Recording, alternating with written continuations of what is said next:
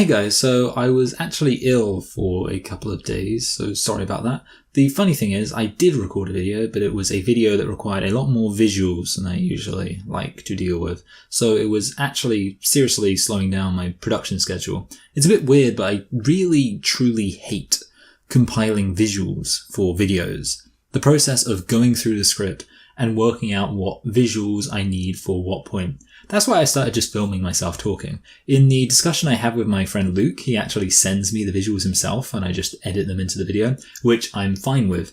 It's just the smallest thing, but the process of reading the script back and thinking, oh, I'm talking about this here, so I've got to make sure I include this visual reference here, is profoundly tedious. Anyway, point is that there should have been a video up, but there wasn't, so I figured rather than making y'all wait for that, I'd shoot another ContraPoints response for which the script is already half complete anyway, and then that other video will be up within the next week, I'm sure. Maybe before this response series is over, I'll be able to start this without a gigantic preamble. You're a bad feminist. What did you say? What does bad feminist mean?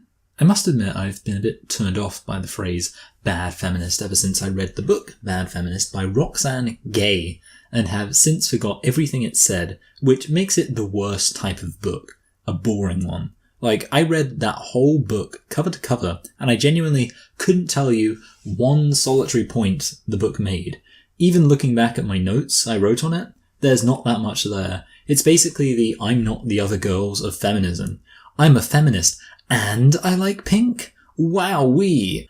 Of course, in that context, the term bad feminist is being used ironically, to insinuate that feminism is in some way policing women and calling women who like pink bad feminists. Meanwhile, in this context, the term bad feminist is being used as a genuine, sincere attack, which is pretty pathetic. Bad is just such a lame choice of words to form part of your genuine critique. You can say that a particular form of feminism is inchoate, or reductive, or even harmful, and that would actually mean something. But just saying you're a bad feminist seems to amount to little more than I disagree with you, but I want to make that disagreement sound more forceful. It kind of feels like a term that can only really be used when a religious mindset has thoroughly infected a social movement. And that's not even an insult in a vacuum. It's pretty obvious that you can be a bad Muslim or a bad Christian, because that's just how religions work. Is that how feminism works? Can you be a bad feminist that offends the feminism gods and needs to perform feminist atonement? The only appropriate response to somebody calling you a bad feminist is, frankly, fuck off. You're not the Pope, Tiffany Tumbles. You're not speaking ex cathedra here. You don't have any authority, bro. Alternatively, for the Vorsch fans, you don't have any authority, my dude. Yeah, this is a hot exchange of ideas. Keep it going, girls. You're a bad feminist. This is just reactionary gender essentialism with a radical veneer. How dare you say that? Okay, so apparently you're a bad feminist if your feminism incorporates gender essentialism, which is kind of true depending on how you define gender essentialism. Does believing that there exists any difference at all between men and women constitute gender essentialism? Probably not. Does believing that women are naturally purer, more caring, and more suited to homemaking constitute gender essentialism? Probably yes. There is actually some nuance here. Lots of people, I think, would argue that believing in innate psychological differences between men and women is gender essentialism. But is that really true? For example, if you believe that there is a tiny psychological predisposition that women have to display certain behaviours and attributes, but you also believe that this psychological predisposition doesn't even come close to explaining the present inequalities between men and women, which you ascribe to manufactured inequalities in society, is that gender essentialism? For the record, I don't actually affirm this position, but I do think it's a useful bit of nuance to consider, not least because if we say that it is gender essentialism, and then it turns out that actually, yes, it can be reliably demonstrated that there is some minor innate psychological difference between men and women, suddenly we all just have to concede that, yep, gender essentialism is correct. What I'm really saying here is that we should be careful not to be too broad with our definitions of gender essentialism in some effort to purge feminism of all heresy. I hate defining terms, which is why I'm happy that I make lazy videos for YouTube rather than serious academic essays. However, a pretty intuitive definition of gender essentialism would be the belief that traditional gender roles are intrinsic to one particular gender. Now, wait. How does that apply to gender-critical feminism? Tumbles claims that there is simply a radical veneer plastered over the gender essentialism of the gender-critical position, so we have to grant that gender-critical feminism is offering only superficial changes to the gender-essentialist position. Now, I disagree with this framing altogether. The idea that there is even any association between gender-critical feminism and gender-essentialism.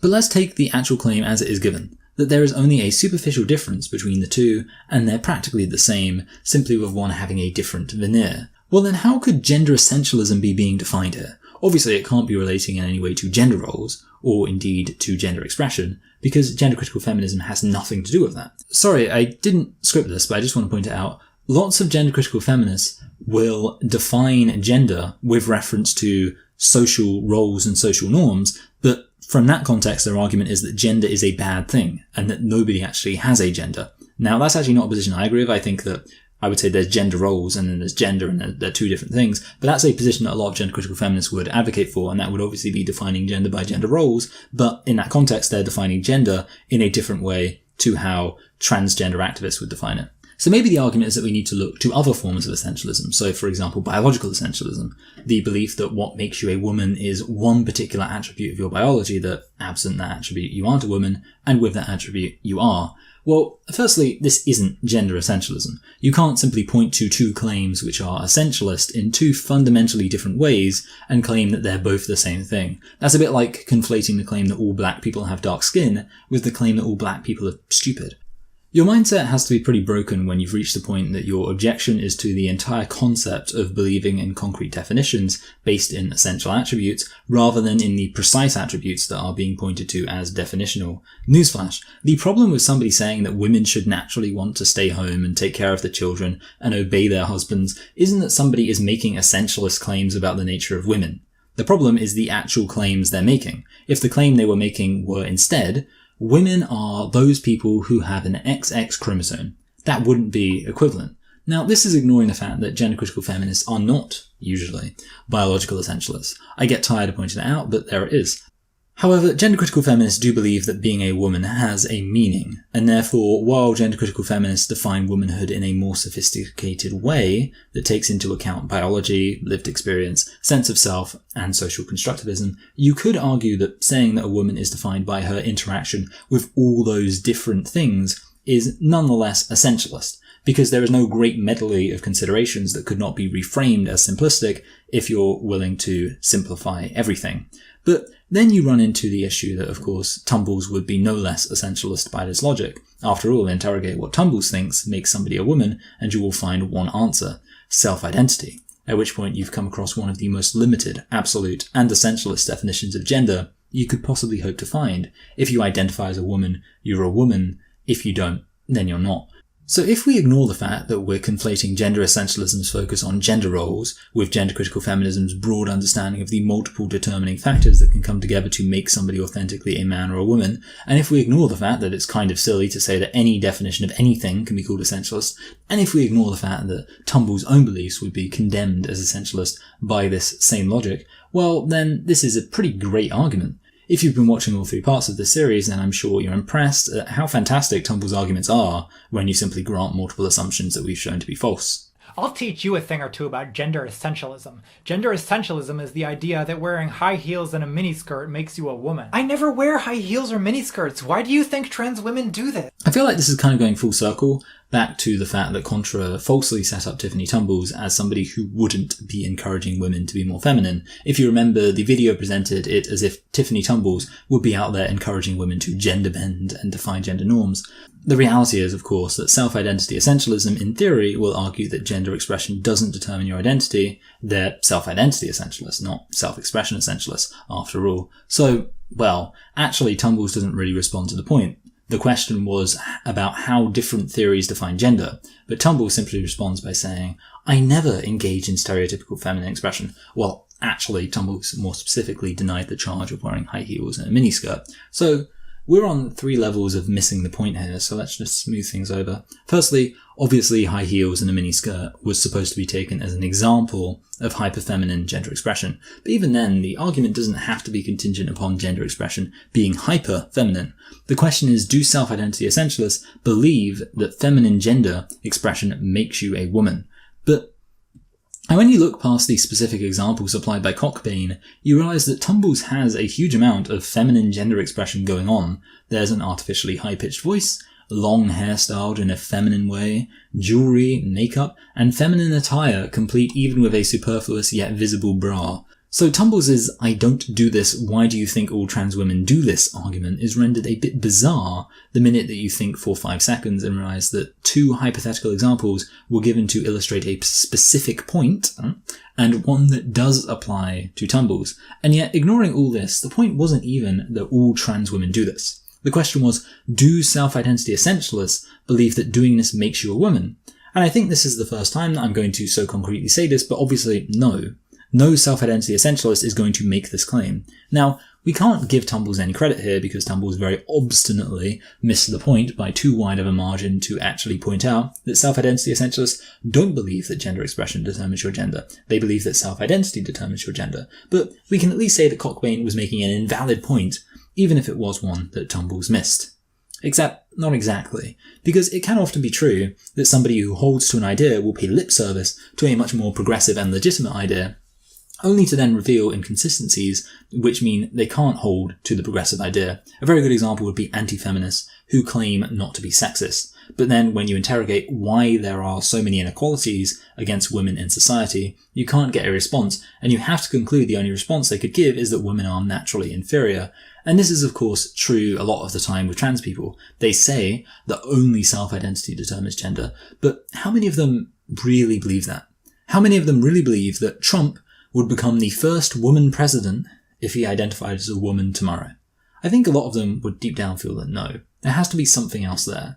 Even ContraPoints has got in trouble for questioning the authenticity of people who identify a certain way but don't express that way. Contra even said that they prefer conservative spaces because in conservative spaces Contra can expect to be recognised as a woman based on gender expression, but is angry that this same thing doesn't happen in progressive spaces. But Contra, that's because progressive spaces are upholding the values you claim to support, right? You know, any progressive person who meets me should not assume my pronouns. There is not one single solitary thing about me that would suggest anybody can know my gender unless I've told them how I identify. You can do this all day. You can just look at the things that self-identity essentialists have said and point out how many times they indicate that for them, the concern really isn't self-identity. It's playing dress up and getting validated. So does self-identity essentialism literally affirm on the surface that feminine expression makes you a woman? No. Does that idea seem to reliably pervade self-identity essentialist discourse as something of an open secret? Absolutely. Well, Caitlyn Jenner. Not all trans women are Caitlyn Jenner. This is probably the closest Contra has got so far to really mocking and strawmanning the radical feminist position, acting as if a gender-critical feminist would just say, well, Caitlyn Jenner, as a retort. But of course, that's not really true, is it? Most gender-critical feminists don't really care about Jenner, because most gender-critical feminists believe the entire idea of self-identity essentialism is already steeped in conservative ideas that are harmful to women. The existence of one particular individual conservative misogynist so-called trans woman is utterly uninteresting. One group that does seem to be much more interested in Jenner is Just Wanna Grill style centrists who would affirm that trans women are women, but deep down find something about it that either confuses them or makes them feel uncomfortable. Bruce Jenner, when he won the decathlon, someone said, she! So I had to go, oh yeah, she won the decathlon. Oh, I see. But when he was a he when he ran the decathlon? No, he was always a she. Oh, he was always a she. Oh, I see. So a woman won the decathlon in 1976. Right. Without any of us. I'm ashamed to say that I'm very confused by that. I am. In terms of sort of what one should say. I don't want to cause offense, but I don't feel like was there a memo that went round? Well, you couldn't on any level be like, oh my God, what the F? On any level, you couldn't say that, or you automatically homophobic. It's like, dude, I didn't hear your inner thoughts. Dude came back a woman, you're just supposed to be like, oh yes, anyways, Caitlyn, that's what I was saying. Sorry, they really freak out about the pronouns too. Yeah. You say God bless him, and they're like, her! Yeah. Sorry. However, the other group obsessed with Jenner is ContraPoints and other self-identity essentialists. Why? Because they view Jenner as letting the side down. To them, it's of note that Jenner behaves the way Jenner behaves. They believe that self-identity essentialism is in some way progressive, so a trans woman supporting Ted Cruz is seen as counterintuitive. For a gender-critical person, Jenna is one tiny example of a much broader problem within a much broader movement. In fact, Jenna is barely an example of anything apart from male misogyny. From a gender-critical perspective, there is nothing that makes Jenna ultimately more of an issue than ContraPoints, or anybody who claims that their self-identity makes them the gender they are. It's the same problem, and it's the same argument against the issue. The issue isn't Jenna. The issue is self-identity essentialism, and frankly I can't think of a single isolated example of a gender-critical feminist pointing to Jenna as some big issue. I mean, when Contra mentioned Jenna in the gender-critical video I responded to a while back, I think my response to that one point was literally a sentence long. A lot of trans women are very feminine because we have to be in order for society to recognize us as women. But long hair and makeup is not what makes us women. So this is kind of getting at a point I already made. Ultimately, yes, self-identity essentialists will stress that they don't believe that feminine expression makes them a woman. They'll just spend massive amounts of time acting as if they believe that, which is fine. See, there's self-identity, which makes you a woman. Then there's also gender expression, which is how you communicate your gender easily to others. Then there's biology, which, kind of irrelevant. Basically, doesn't really come into our theory of gender. Oh, what's that? Most oppression of women relates to their biology? Well, fine. If a woman has a female body, then they'll be a cis woman. Except actually, female body is a bit exclusionary. So we'll just say that menstruators who identify as women are cis women. Isn't this a good theory of gender that totally makes sense and lines up with the lived experiences of women? Side dunk, somebody in my first response linked to a document by somebody called Riley Grace Rochon, wherein it claims that gender identity is your subjective gender and gender expression is your objective gender, and as such concluded that butch lesbians are objectively men. I wish that I'd just had a whole ramble about how when you just let self-identity essentialists talk and express their opinions, they will ultimately reveal themselves to have some weird opinions about how gender expression determines gender, but I'm sure Riley Grace Rochon shouldn't be taken as an authority. The smartest trans girl on YouTube, apparently. I guess I'll just say right now, burying this in the middle of my response to ContraPoints, that Rochon is one of those shitty debate me bro YouTubers, and as such I don't feel much point responding to that sort of content, nor appearing on a channel like that. But if Rochon wants to ever come on this channel and, I don't know, achieve something maybe, then that will be fine. But given all this, I just want to take a second to remind everybody of a question that we should all be asking. What's the point in this? What is the point in this understanding of gender? We've got the smartest trans girl on YouTube here saying that lesbians are objectively men, and you've got to take a second to think.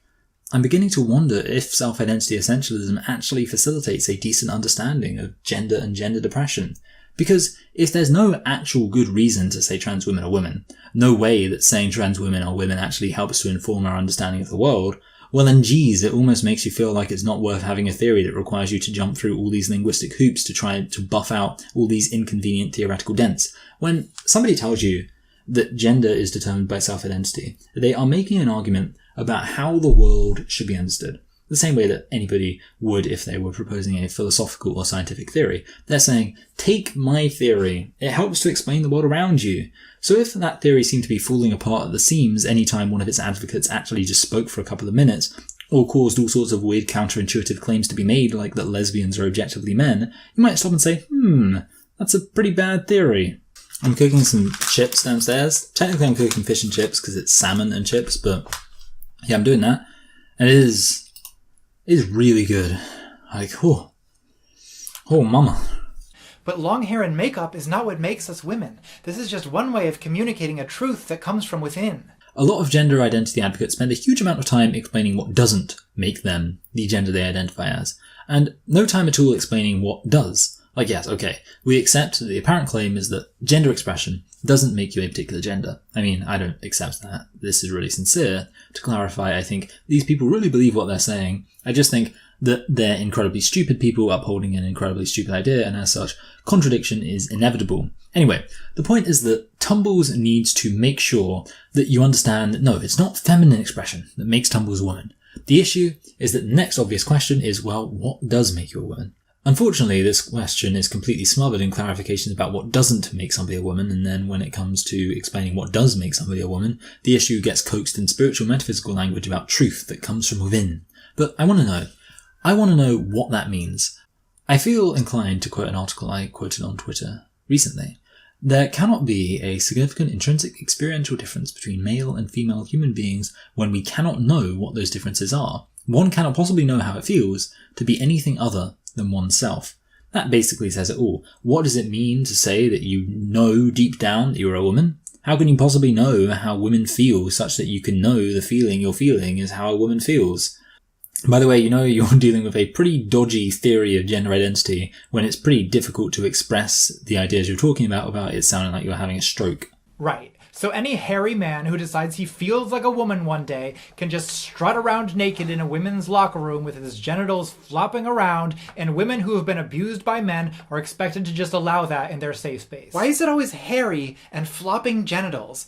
Trans women as a group are the most devoted body hair removers I've ever met, and they're also some of the least likely to want to flop their genitals in public. Imagine trying to come up with a straw man so hard that you literally call your radical feminist character Abigail Cockbane and then make her be consistently reasonable like this. It doesn't matter if not one single trans woman ever in the history of the universe was hairy and walked around with their flopping cock.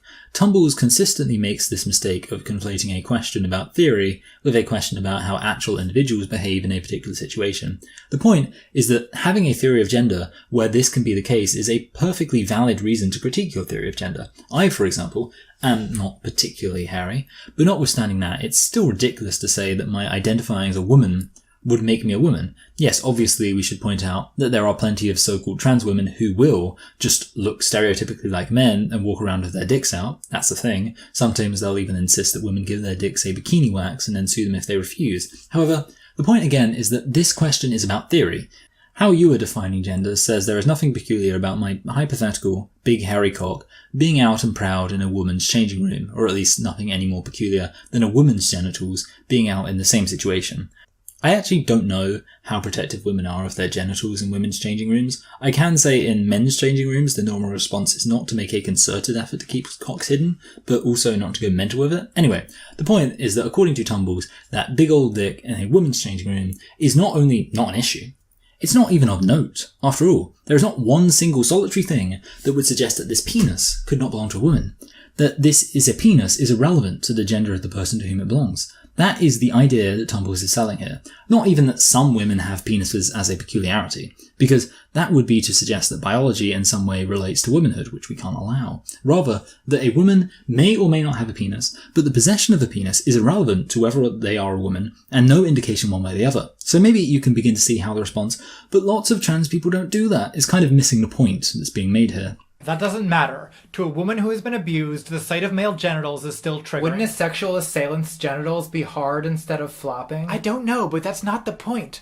I'm ashamed to admit that I actually found that rape joke funny at one time. I am forever trying my best to atone for the misogynistic shit I excused when I believed in the anti-women ideas of gender identity extremism. Anyway, if you actually look at how this plays out, Cockbane makes an incredibly valid point, a stupid misogynistic joke is then made, and then we're told, that's not the point. Now, firstly, I think it's a bit ironic for Tumbles to be saying that's not the point when Tumbles has consistently been missing the point of Cockbane's argument. By the way, I'm aware this seems almost confusing and might make you do a double take. After all, both of these characters have been written by ContraPoints. Why is Contra writing Cockbane to make these arguments and then writing Tumbles to miss the point of those very same arguments? Because that has happened several times now. The irony is that I think I know what point Cockbane is making better than ContraPoints does, which is weird when it's actually ContraPoints making these points dressed up as Cockbane. However, I actually think this simply displays ContraPoints' ignorance. This is something you can see elsewhere. The entire self-aware wolves subreddit is dedicated to this phenomenon. In fact, although I wouldn't recommend this subreddit since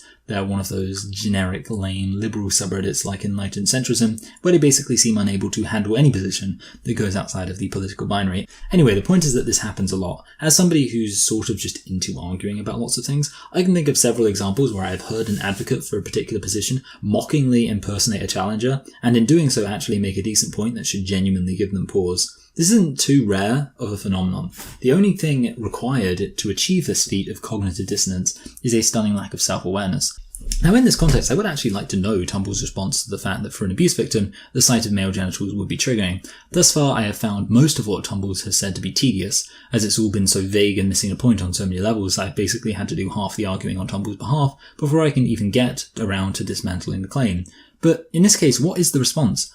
I think the only logical response would be, well, from a utilitarian perspective, the psychological harm done to trans women by misgendering them outweighs the psychological harm done to victims of male violence by being exposed to a penis in a place where they like to feel secure.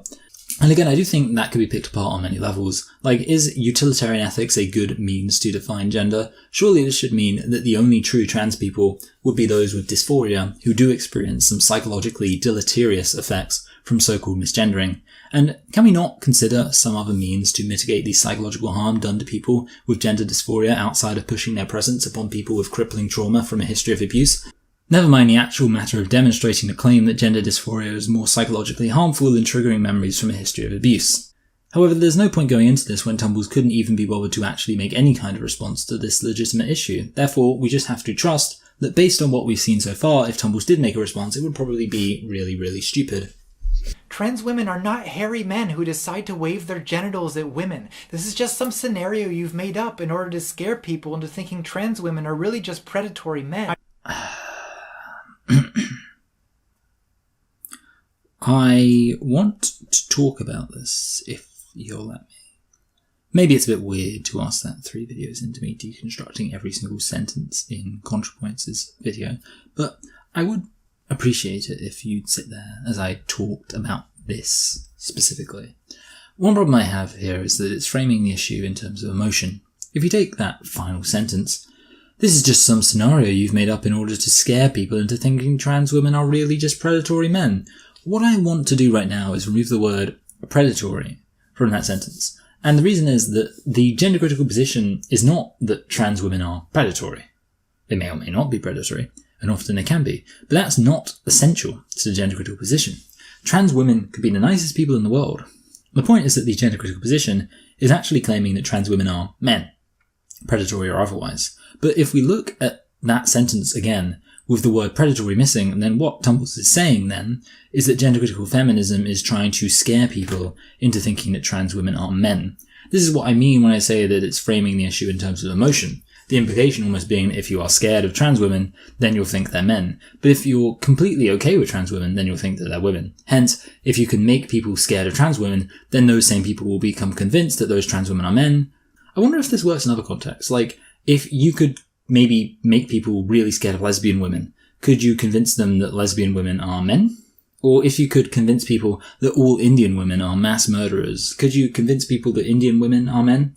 Well, I think not, because these women are actually women. They're not women because of some political and social nicety declaring them to be so. They're not women because of good behaviour, but rather they're women because they are authentically women.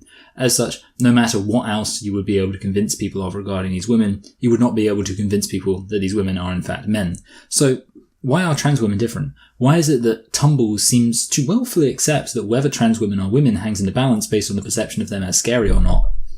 Because Tumbles doesn't say what you would say about any other group of women. It doesn't matter how scared of them you are, they're still women. Instead, here Tumbles argues that the claims being made to suggest that these people are scary are in fact false. This, in my humble submission, is the big issue of this whole debate. One side seems to be intent on insisting that the whole issue is about people's feelings towards trans people. Now, it should be pointed out that there is a legitimate case to be made for what I'd call the moral consequentialist argument for gender critical theory, which is to say the idea that the reason we should be gender critical is because of the harm done to women by the various policies and realities that extend from the notion that trans women are women. Certainly this is actually quite a valuable response when people make the reverse claim, that the best argument for saying trans women are women is the supposed harm done to trans women if we don't say that. Now, I, of course, tend to be a big fan of not letting it become a moral issue and simply saying, look, my top priority is understanding gender depression. That's what I'm interested in. That's what I care about. If you're going to change my mind, then you're going to have to show me why a definition of woman that includes trans women helps to explain the world we live in better than a definition of woman that doesn't. Now, one reason for doing this is that I really think it's key to stress that the truth of gender critical theory does not hang in the balance based on whether or not trans women are morally commendable. The issue is that by engaging the moral argument, you make it possible for Tumbles to frame the debate this way. And I think there's a particular reason why the word predatory is stuck in there, because it implies that this is the debate. Are trans women women, or are trans women predatory men? Well, that's not the debate. The inclusion of predatory is shoved in there to make one side of the debate harder to defend, and also to guarantee the debate turns into a complete shit show of arguments about feelings and anecdotes and accusations of bigotry. Are trans women predatory is an entirely separate question from are trans women men. But by grouping those two claims together, Tumbles is able to act as if either you believe trans women are nice, or you believe they're men. This is how you get stupid claims like, well, if you got to know trans women, you'd see that they're actually very nice and you'd realise you're wrong about them being men. It's important to stress again that a moral argument can be made against the self-identity essentialist position, and it doesn't actually have to be based on how frequent these occurrences are. A moral critique can simply be limited to a theoretical critique. Like, the point Cockbain makes here is that a system of defining womanhood that allows men to walk around imposing themselves on women is a bad system. Even if it was true that no trans person ever did this at all, that wouldn't invalidate the criticism of the theory. A good example of this would be if a theory of ethics declared that murder is in fact totally moral and there's nothing wrong with it, then that would make this a bad theory of ethics, even if it was in some hypothetical world where nobody ever murdered anybody. A good theory of ethics can deal with even hypothetical scenarios that will never happen and still get correct results. Likewise, a good theory of gender should be the same. In a hypothetical scenario that would never happen, a theory of gender should still seek to remain as intuitive as possible.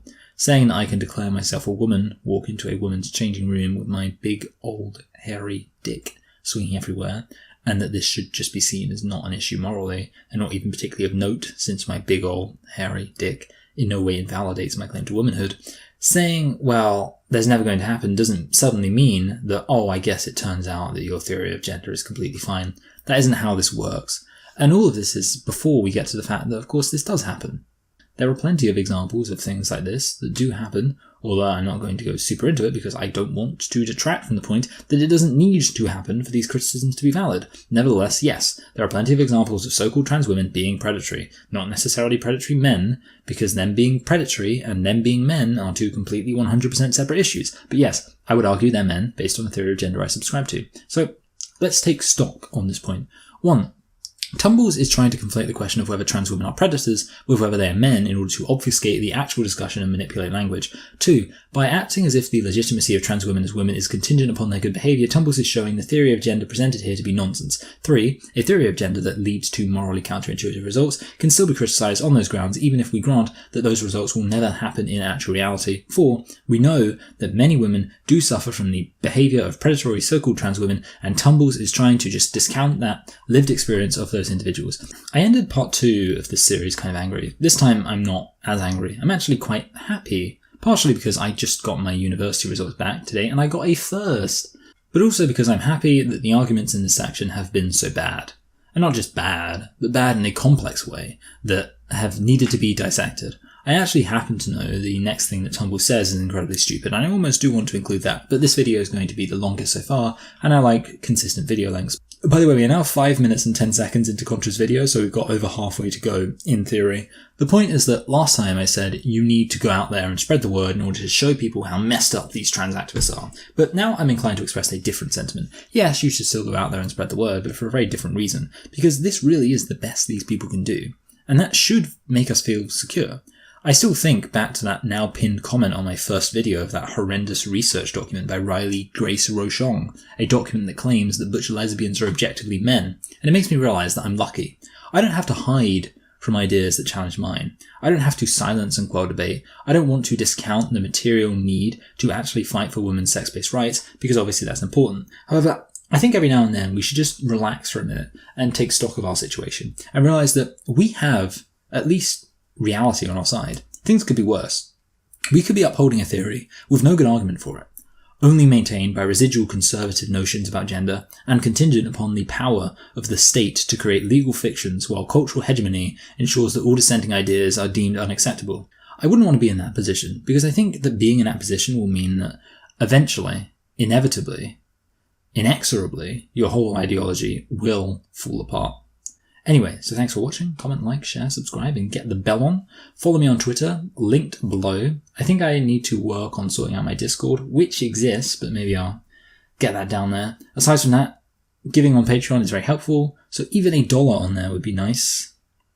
And on that note, thank you to my current patrons: Hannah Taylor, Kirsten Stephen, Nancy D, Rubble of Empires, Lizzie Desu, Constant Disappointment, Adriana Delgado, Harper Cole, Alex Leica, Jane Einstein, George Sibley, and Katie. You're all very appreciated. Do it! Just